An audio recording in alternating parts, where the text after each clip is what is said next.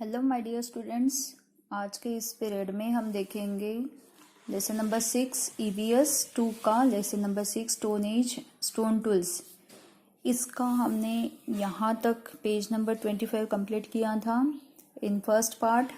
Now we are going to see the second part of this lesson from here 6.2 stone age tools. Okay, the period from which mainly stone tools are found is called stone age. The period from which mainly stone tools are found, यानी जिस period में stone tools हमें ज़्यादा वहाँ पे मतलब उस as में यूज़ किए गए थे, ऐसे एज को स्टोन एज बोला जाता है। The stone age is divided into 3 periods on the basis of the shape and the type of tools found. यानी उस जमाने में जो स्टोन टूल्स यूज़ किए गए थे उनका शेप कैसा था और किस टाइप का वो टूल था, उसके हिसाब से 3 उसकी कैटेगरी बनाई गई है, टाइप्स बनाए गए हैं। तो फर्स्ट जो टाइप है वो है ओल्ड स्टोन एज और palaeolithic age. Palaeolithic age, palaeolithic age का मतलब होता है, पैलियो का मतलब होता है ओल्ड एंड लिथोस का मतलब होता है स्टोन। तो ओल्ड स्टोन एज, उसी को पैलियोलिथिक एज भी बोला जाता है। उसका अब ये जो सेकंड टाइप है स्टोन एज का वो है मिडल स्टोन एज और मेसोलिथिक एज। मेसो मतलब मिडल, ठीक है। ये जो मेसो है ये मिडल और लिथिक यानी स्टोन, इसलिए उसको मिडल स्टोन एज भी बोला जाता है। एंड थर्ड टाइप जो है न्यू स्टोन एज और नियोलिथिक। नियो मतलब नया, न्यू है ना, और लिथिक मतलब स्टोन यानी न्यू स्टोन एज। अब ओल्ड स्टोन एज में क्या क्या हुआ था? पैलियोलिथिक एज में होमो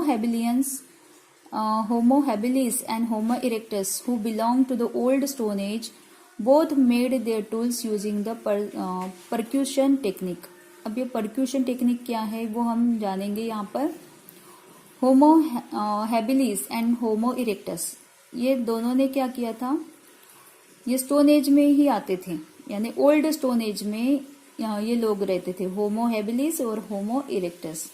और उनके जो टूल्स बने थे, उन्होंने जो टूल्स बनाए थे वो परक्यूशन टेक्निक से बने थे। अब परक्यूशन टेक्निक मतलब क्या होता है? दिस टेक्निक इन्वॉल्व्स बीटिंग और striking one large pebble against another to obtain stone flakes. Percussion technique में क्या होता था कि एक बड़े से पेबल से दूसरे किसी स्टोन को ठोका जाता था। बिटिंग यानी ठोकना, स्ट्राइकिंग, और उससे उसके फ्लेक्स निकलते थे। फ्लेक्स यानी छोटी छोटी चिप्स निकलती है ना स्टोन की, उसको ठोकने के बाद छोटे छोटे टुकड़े उसके जो निकल जाते हैं वो होते हैं फ्लेक्स। तो ये जो टेक्निक थी इसे बोला जाता है percussion technique. The first tool made in the old stone age with this technique were crude. सबसे पहला जो स्टोन एज में ओल्ड स्टोन एज में जो टूल बना था इस टेक्निक से, कौन सी? परक्यूशन टेक्निक से, वो बना था क्रूड। उसका नाम था crude. Only one side of those tools had a sharp edge. एक तरफ से ही वो शार्प हुआ करता था, वो जो टूल था वो उसका एक साइड जो था वो शार्प था। Such tools are known as choppers. ऐसे जो टूल्स बने थे उनको बोला जाता था choppers. They could only be used for breaking nuts और बोन्स। किसी नट को तोड़ने के लिए या बोन को तोड़ने के लिए उसका उपयोग किया जाता था। The tools made by Homo habilis were of this kind. और ये किसने बनाए थे? होमो हैबिलिस ने बनाए थे ये वाले tools. They indicate that Homo habilis had not yet learn to Hunt.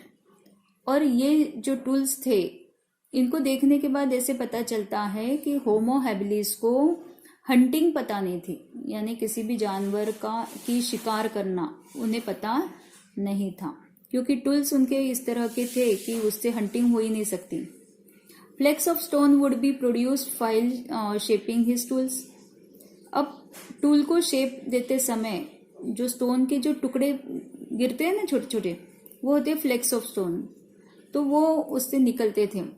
He use the flakes for scraping meat from hide. अब क्या होने लगा कि ये जो फ्लेक्स थे, ये फ्लेक्स से क्या करते थे, वो हाइड में से जो मीट निकालना होता है ना, स्क्रैपिंग करना होता है, वो मीट निकालने के लिए फ्लेक्स का उपयोग करते थे for chopping meat and other food stuffs, और बाकी फूड स्टफ्स को या मीट को काटने के लिए वो इसका उपयोग करते थे। For sharpening wooden sticks etcetera, और वुडन स्टिक को शार्प करने के लिए भी इस टूल का उपयोग वो करते थे। Tools like the hand axe and cleaver made by Homo erectus. अब हैंड एक्स और क्लीवर नाम का जो टूल था वो किसने बनाया था, होमो इरेक्टस ने। Are more proportionate and symmetrical than the choppers, ये चॉपर्स से और बेहतर थे। हैंड एक्स और क्लीवर जो थे वो चॉपर्स से बेहतर थे। Made by Homo habilis, chopper किसने बनाया था, होमो हैबिलिस ने, और ये जो हैंड एक्स और क्लीवर किसने बनाया है, होमो इरेक्टस ने। A proportionate and symmetrical tool has to be mentally visualised first. अब इसको बनाने के लिए पहले उसकी इमेज हमारे दिमाग में होना जरूरी होता है, ये जो टूल है उसको बनाने के लिए। तो इसीलिए ये थोड़ा प्रोपोर्शनेट यानी बराबर मेजरमेंट के साथ लिया हुआ और बनाया हुआ ये टूल था।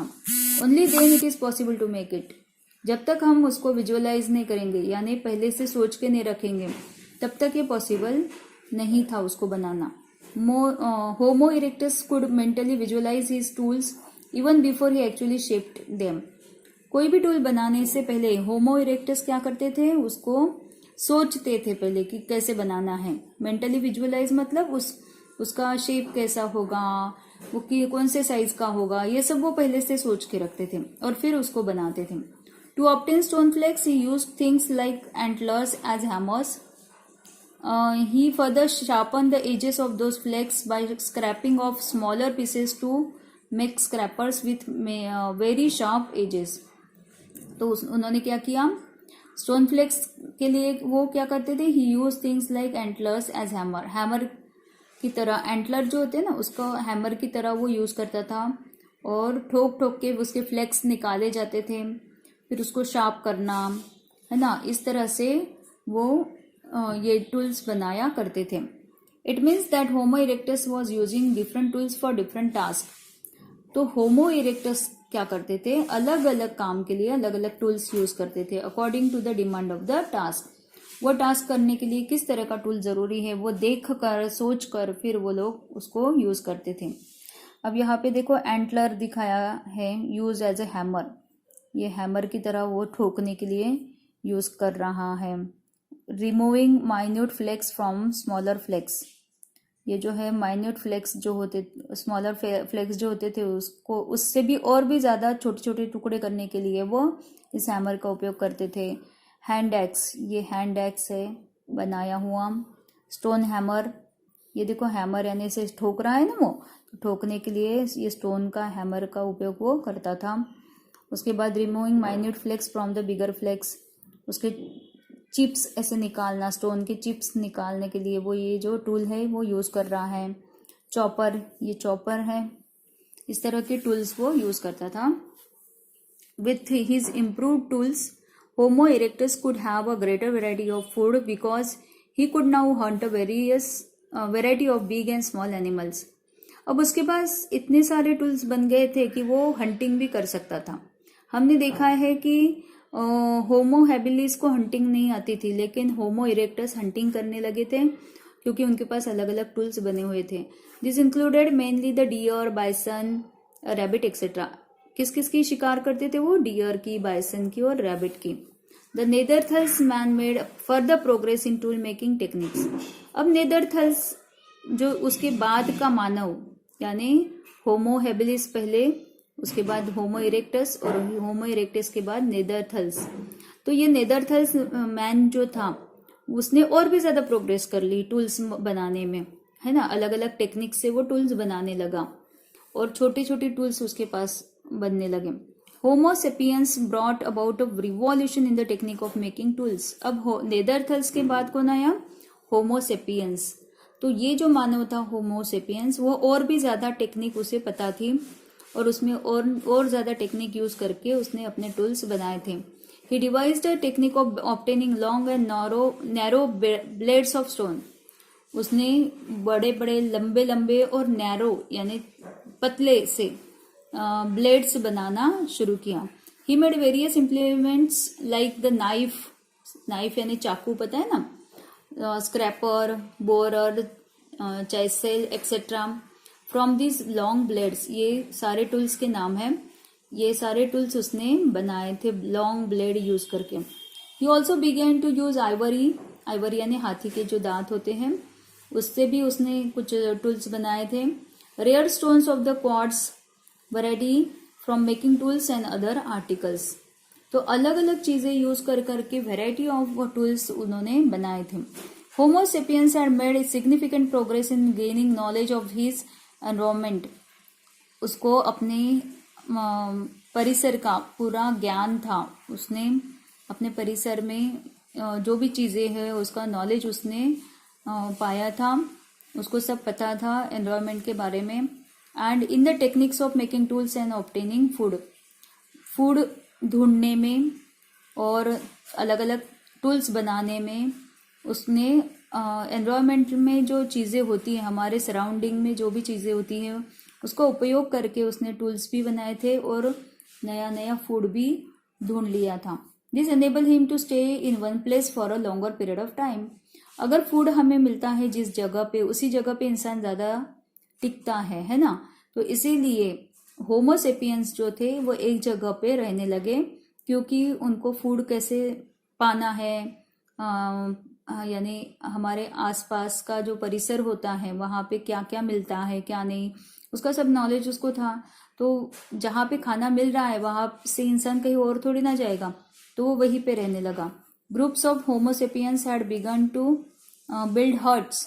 अब बहुत सारे होमो सेपियंस एक जगह पे रहने लगे, अपनी झोपड़ी बनाने लगे रहने के लिए, एंड लिव इन देम, उसमें रहने भी लगे। They had also started celebrating social festivals, नए नए फेस्टिवल्स सेलिब्रेट करने लगे वो। Many artistic objects and cave paintings created by Homo sapiens were possibly meant for this festivals. फिर उन्होंने अपने केव में आर्टिस्टिक ऑब्जेक्ट्स रखना, पेंटिंग्स बनाना, ये सब भी करना शुरू किया उन्होंने। फिर पेंटिंग्स बनाना, नए नए ऑब्जेक्ट्स बनाना, ये भी शुरू किया और फेस्टिवल में वो यूज करने लगे। Homo sapiens had started using ornaments to adorn themselves.